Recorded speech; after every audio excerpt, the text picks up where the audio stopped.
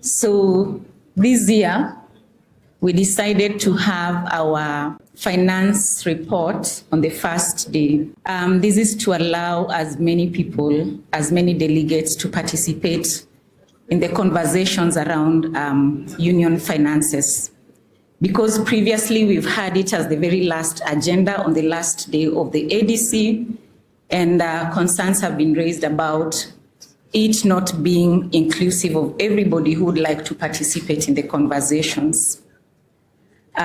Also, something that I would like to point out is we have endeavored as a leadership to put certain systems and structures in place. They might not be very visible to us, but they continue to help us grow in strengthening our financial systems and controls in the union. So one of them was a commitment to make sure that all delegates receive the proposed budget and the books, the audited books of accounts before they come to the conference. And to apologize, this time round we sent these reports on Monday.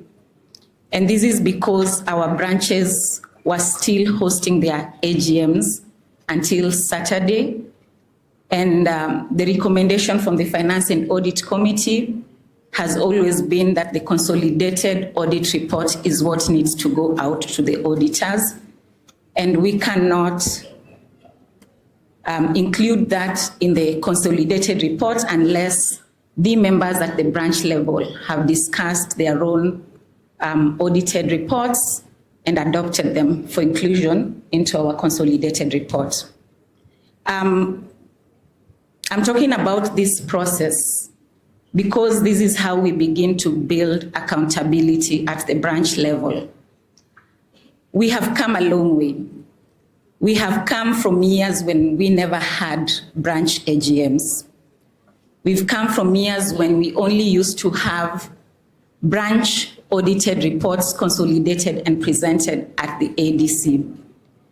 Now we see very robust engagements with the finances at the branch level. This is not for every single branch, but I want to commend the branch that have made this stride, and we get very good reports from the AGMs when they have discussed their audited reports and also discussed and adopted their budgets.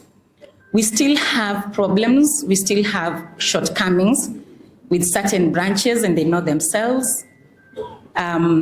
And we are hoping that we can learn and pick best practices from the counties that have gone ahead. Again, in terms of finances, I do not want to say that where we've had challenges has been because of individual faults or weaknesses. It's rather been very systemic. So we have had, in the past 2 years, around 4 of our branches that did not have operational union accounts for various reasons that were beyond our control.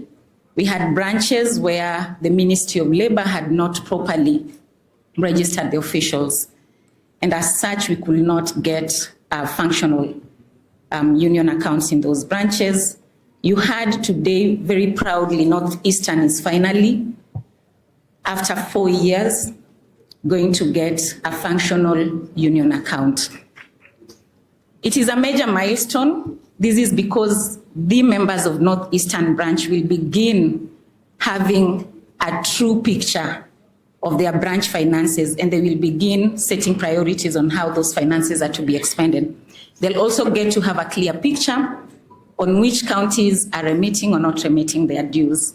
And so, as I said, they might not be visible wins, they might not be things that we see, but they really help to build and solidify our financial systems and structures.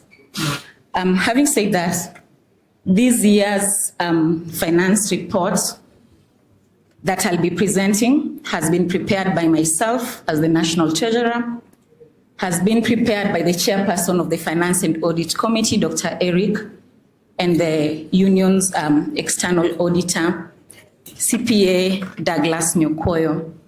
And so our agenda, the report that I'll be presenting is the 2025 audit report, the Finance and Audit Committee report, an overview of the budget, the policies that the Finance and Audit Committee has developed to strengthen our finance systems and controls, key takeaways from your input. We'll appoint our auditor for next year, and then we'll adopt these reports for inclusion into our ADC resolutions. And so without much ado, I would like to welcome CPA Douglas to come and take us through the audit report of 2025.